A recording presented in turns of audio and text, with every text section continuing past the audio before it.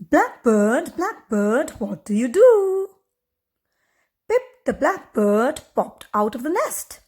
He stretched out his wings, fluffed up his feathers, and set off to find out what blackbirds do. He glided down to the edge of the river where he met Heron. "What do herons do?" asked Pip. "We stand in the river and wait for fish," said Heron. Pip tried to stand in the river, but his legs were far too short. "I am not very good at that," thought Pip. So he flew to the forest, where high up in a tree he found Owl. "What do owls do?" asked Pip. "We stay up all night looking for mice," said Owl. Pip tried to stay up all through the night, but he was far too sleepy.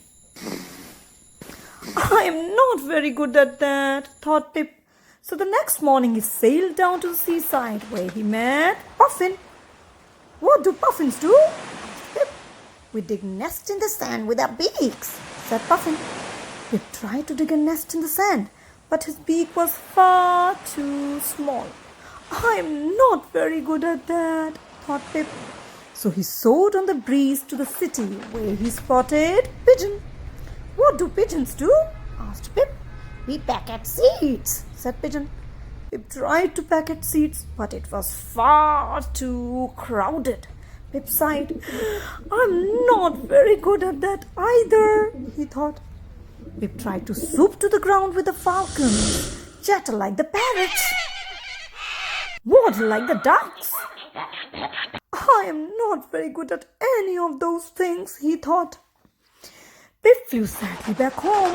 He perched up on a branch. He sang softly to himself. Would he ever find something he could do? Pip sang so sweetly that the other birds flocked to listen to him. "You're very good at singing," said Owl. "Why don't you do that?" "At last I have found something I can do," thought Pip. And so, as the sun began to rise, Pip the blackbird sang the most beautiful song of all. "Blackbird, Blackbird, what do you do?"